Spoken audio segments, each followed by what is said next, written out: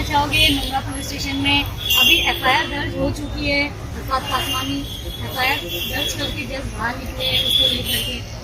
सबसे पहले तो हम अपने मुंद्रा शहर के जितने भी पत्रकार हैं, कुछ लटखोर और चाटू और ब्लैकमेलर और हफ्ताखोरों को छोड़ करके बाकी हमारे मुंद्रा शहर के जितने पत्रकार हैं, senior junior print media digital media, सबका मैं शुक्रगुजार हूँ कि हम सब मिल करके आए और यहाँ पर जिस तरीके से हम लोगों को अपमानित किया था सैफ पठान ने, MIM के वरिष्ठ पदाधिकारी हैं, हम लोगों ने शिकायत की यहाँ पर और हमारा जो नेतृत्व कर रहे थे पत्रकारों का रफीक कामदार, मैं था और भी पत्रकार थे और खासकर जिन्होंने हिम्मत जुटाई और डेयरिंग का काम किया और सच्चाई के साथ खड़े रहे वो है हमारे अरफात भाई। और इन्होंने FIR दर्ज कराया है, कई धाराओं के तहत मुकदमा दर्ज हुआ है सैफ पठान पे।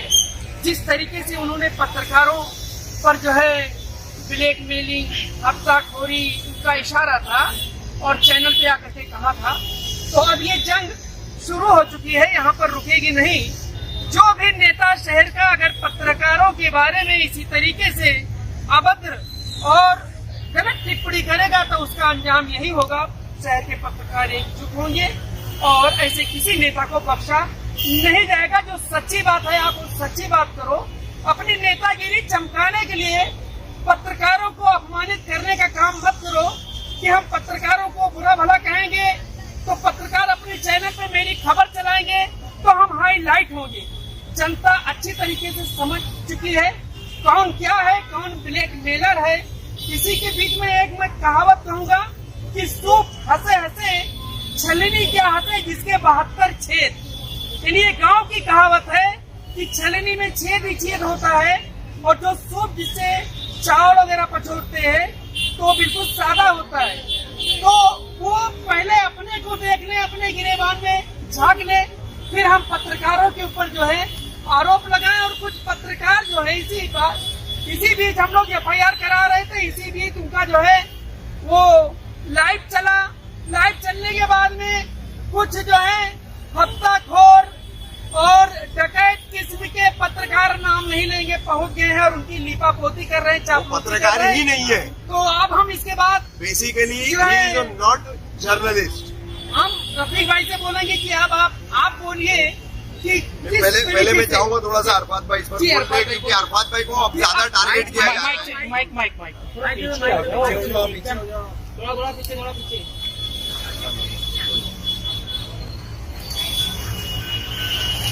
अरफात भाई, आज आपने जो है MIM के सैफ पठान के खिलाफ FIR दर्ज करी, क्या बताइए? मामला बहुत सीधा है। नहीं, मैं अरफात भाई आपको रोकूंगा। मैं एक ही चीज बोलूंगा, 2 लाइव अब तक वो कर चुका है सैफ पठान, समझे?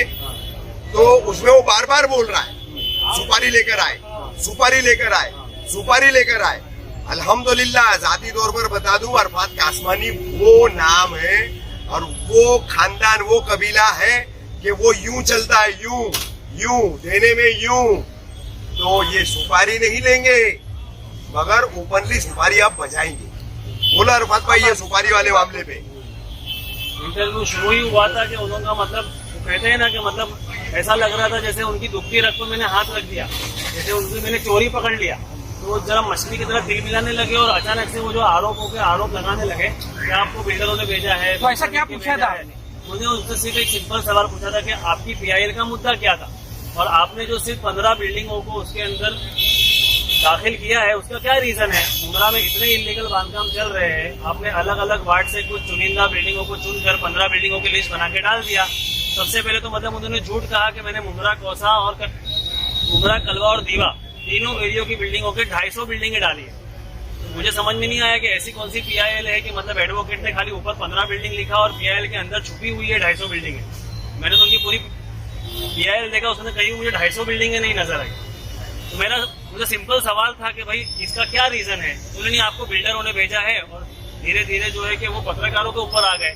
पता नहीं मतलब उनके दिल के अंदर वो चीजें थी या पत्रकारों के लिए उनके दिल में कोई बुक्स था, दिमाग में कुछ भरा हुआ था, इस वजह से उन्होंने जो है कि उगल दिया कैमरे के ऊपर। मैं उसको एक और बार कंफर्म भी किया कि आप सभी पत्रकारों को बोल रहे हैं। बोले हाँ, मैं सभी पत्रकारों को बोल रहा हूँ, आप लोगों ने वीडियो देखा होगा उस चीज का। फिर इलेक्शन के मुद्दे को लेकर उन्होंने जो है कि उलमाओं को मतलब टारगेट किया। ये जितने भी उलमा है, ये उलमाए सू है। उलमाए सू का तो मतलब हम सब जानते हैं, इसका मतलब अगर देखा जाए तो ऐसे उलमा जो मतलब खुद के फायदे के लिए धर्म का और लोगों का इस्तेमाल करते हैं। तो अब हम खुद देखें कि मतलब उनकी क्या मानसिकता है और वो क्या सोचते हैं दिमाग में। मैंने उनसे ये भी कहा कि आप मुस्लिम इलाके के मुस्लिम लीडर है और कौमों मिल्लत की बातें करते हैं और इस तरीके से बार बार उनसे मैंने, आप लोग अगर इंटरव्यू देखेंगे, मैंने उनसे ऑन कैमरा 2 से 3 बार कहा कि साहब अगर आप ऐसा सोचते हो कि मुझे किसी ने भेजा है तो आपकी ये गलत फहमी है, ऐसा कुछ भी नहीं है। मेरा सिर्फ सिंपल आपसे सवाल है कि 15 बिल्डिंग आपने क्यों टारगेट किया, तो इतनी सी बात है। और उन्होंने जो कहा सब लोगों का दिल दुखा, इस वजह से जो है कि आज मुंब्रा पुलिस चौकी में आके मुझे कंप्लेंट शिकायत करनी पड़ी, तो इतनी सी बात है। उसमें अभी जब वो लाइव आए तब उन्होंने रफीक कामदार का सबसे ज्यादा जिक्र किया, तो क्या आपको रफीक कामदार ने भेजा गया था? क्या उनको आपने बताया था वो चीजें? एक सीधी सी बात है, उनके ऑफिस में भी था तो उनका इशारा रफीक कामदार सर के ऊपर ही था कि आपके मीडिया के हेड ने आपको भेजा है, पत्रकारों के हेड ने आपको भेजा है। मैं उससे कहा कि भाई मुझे कोई क्यों भेजेगा, मैं क्या किसी के पास नौकरी करता हूँ या मैं कोई दूध पीता बच्चा हूँ? मैं मेरे हाथ में PI लाई, मैंने उसके ऊपर स्टडी किया और मुझे लगा कि आपसे इसका सवाल, अच्छा मैं उनसे उम्मीद तो ये कर रहा था, वो मेरे बहुत अच्छे दोस्त हैं, मतलब बहुत अच्छी बातचीत है, रिलेशन है, मैं उनसे ये उम्मीद कर रहा था कि वो ये पॉजिटिव रिस्पॉन्स देंगे मुझे। मेरे अरफात भाई बहुत अच्छी बात है, आप मुझे ये चीज बताए है, आगे मैं इसके ऊपर और एक्शन लूंगा और भी इस तरीके से करूंगा। मैंने उनको पाम रिवरिया के ऊपर पूछा कि भाई आपने रिजर्वेशन और कब्रिस्तान के ऊपर स्ट्रॉन्ग मुद्दा उठाया था, अचानक से आप उसको छोड़ के 15 इलीगल बिल्डिंग के ऊपर चले गए। मुझे उनसे ये उम्मीद थी कि वो ये पॉजिटिव रिस्पॉन्स देंगे कि अब मैं पाम रिवरिया के ऊपर और अच्छे से करूंगा और पत्रकारों को बुला के मतलब इसके बारे में बयान दूंगा ताकि लोगों के अंदर खुलासा हो, तो लोगों के अंदर उनका विश्वास पैदा हो कि भाई अब इलेक्शन आ रहे हैं तो भाई साहब पठान जो है कि रिजर्वेशन के ऊपर काम कर रहे हैं। मैं उनसे ये पॉजिटिव रिस्पॉन्स एक्सपेक्ट कर रहा था, लेकिन वो इतने ज्यादा नेगेटिव थे पत्रकारों को लेके, उलमाओं को लेके, मतलब मुझे वो इंटरव्यू में मतलब खुलासा हुआ। वो आज एक लाइव में आकर बार बार शमीम खान का जिक्र कर रहे हैं कि शमीम खान ने सबको फोन करके व्यापार करने के लिए, आगे बढ़ाने के लिए बोला है, तो इसमें कितनी सच्चाई है? अरे साजिद भाई, तुम भी पत्रकार हो, तुमको फोन आया शमीम खान का? इसीलिए मैं पूछ रहा यहाँ में से 1 मिनट, जितने भी पत्रकार रिकॉर्ड कर रहे हो, किसी को नहीं आया। आपको सुल्तान भाई को सुने, सवाल पूछे, अरफात भाई को पूछे, अब मुझे पूछने आ लो। सबसे पहले मैं पूछता हूँ, कितने पत्रकारों को शमीम खान का फोन आया? किसी के पास नहीं आया। अरे हम किसी के बंदे में थोड़ी है छाछ। नहीं, हमारा चूल्हा कोई जितेंद्र आवाज या कोई शमीम खान नहीं चला था। शमीम खान मेरा चूल्हा नहीं जलाते, मेरे घर का खड्डा नहीं जलाते। शमीम खान बोलेंगे तो हम लोग FIR किसी नेता के इशारे पे शहर के पत्रकार नहीं चलते। सुन ले, वो चाहे शमीम खान हो या आमदार जितेंद्र आवाज हो, किसी के कहने पे शहर का पत्रकार नहीं चलता। ये सुन लो, लोगों को भड़काया जा रहा है लाइव करके। बिल्कुल बिल्कुल बिल्कुल अपनी राजनीति चमकाना है, बिल्कुल। वो कैसे हम डर रहे शहर नहीं के? अभी देखिए, मैं एक मुद्दा यहाँ पर आप लोगों को बोलूंगा। सिर्फ वो बहुत बात कर रहे हैं कि 74 MLD पानी और रिक्वायरमेंट इतना MLD पानी, तो आपको उसके लिए इलीगल के खिलाफ जाना है ना, तो यहाँ पर 2 पॉइंट है। आपको इलीगल के खिलाफ जाना है तो आपने ठाणे मनपा के अंतर्गत आने वाली 9 के 9 प्रभाग समितियां क्यों नहीं ली? भाई कल कांग्रेस के विक्रांत चौहान ने परसों प्रेस कॉन्फ्रेंस लेकर के बताया, येऊर में 175 इलीगल बंगले मंत्रियों के और नेताओं के बने, क्यों साहब पठान चुप है उस पे? पालकोम, माझीवाड़ा, मानपाड़ा, कापुर बावड़ी, घोड़बंदर रोड का जो हीरानंदानी माँ का कोठारी कंपाउंड, आपका दादाजी कोंडदेव स्टेडियम, पोखरी, कहाँ इलीगली बन रहा है? टीवा में बन रहा है। आप सिर्फ मुंब्रा की 15 बिल्डिंग पे आप PIL कर रहे हो। मुसलमानों के मकानों को उजाड़ने की बात करके आप मुस्लिम पार्टी के रहबर मुसलमानों के बनने का दावा कर रहे हैं। कौन सी नेतागिरी है ये? इमारत टूटेगी और उसमें रहने वाले गरीब बेचारे कहाँ जाएंगे? तुम MIM के नेता हो, शहर को बसाने आए हो कि उजाड़ने आए हो साहब पठान? अब देखो, यहाँ पर हमारा एक ही मुद्दा है। यहाँ पर मुंब्रा कौसा के तमाम जितने लोग रहते, मुझे तकरीबन 40 साल हो रहा है इस शहर के अंदर। जो भी बिल्डिंग डिलैपिडेटेड हो जाती है, जब उसको कारपोरेशन आपको उसका स्ट्रक्चरल ऑडिट करने बोलती है, उसकी शुरुआत होती है C2B, C2A, C2B रह करके आप बिल्डिंग की मरम्मत कर सकते हो। C2 है, खाली करके मरम्मत करना है। जब आपकी बिल्डिंग C1 में चली गई तो उसको पूरा पुल डाउन करना पड़ता है। आप रह भी नहीं सकते, रह करके मरम्मत भी नहीं कर सकते। अब हमारे शहर में कुछ बिल्डिंग है फिलहाल जिनका काम चल रहा है, जिनमें 35-35 साल उन बिल्डिंगों को हो गया। सब लोअर मिडिल क्लास लोग हैं, उनके पास जो है नया फ्लैट खरीदने का पैसा नहीं है। रोज बंबई जाकर के कमाने वाले, बाहर जाकर के कमाने वाले, छोटा मोटा धंधा करने वाले लोग हैं।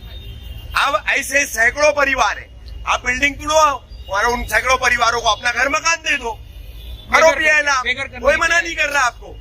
लेकिन पुरानी इमारत जिसके पुनर्विकास का या उसके रीडेवलपमेंट का कोई लीगल जब प्रोविजन नहीं है, तो वो बेचारा फ्लैट में रहने वाला गरीब आदमी, उस बिल्डिंग के तमाम लोग जो है वो किसी बिल्डर को अप्रोच करते हैं कि भाई कंस्ट्रक्शन कॉस्ट कम से कम लेकर के हमको हमारी बिल्डिंग बना करके दे।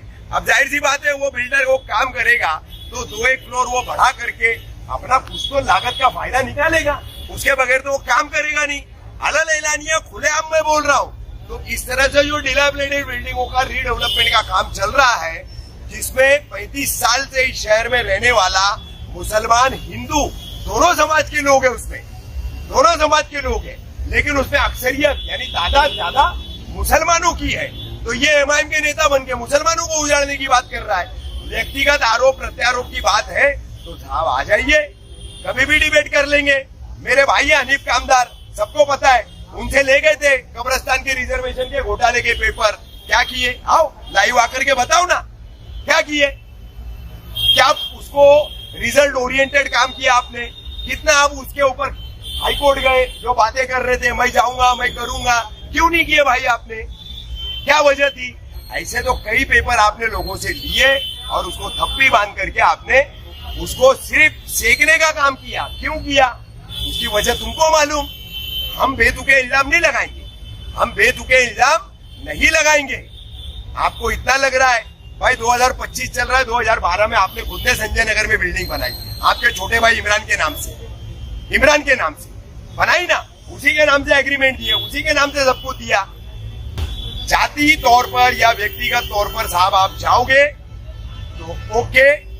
नाउ ये जंग शुरू हो चुकी है और इसको पाए तकमील तक हम पहुंचाएंगे। अल्लाह।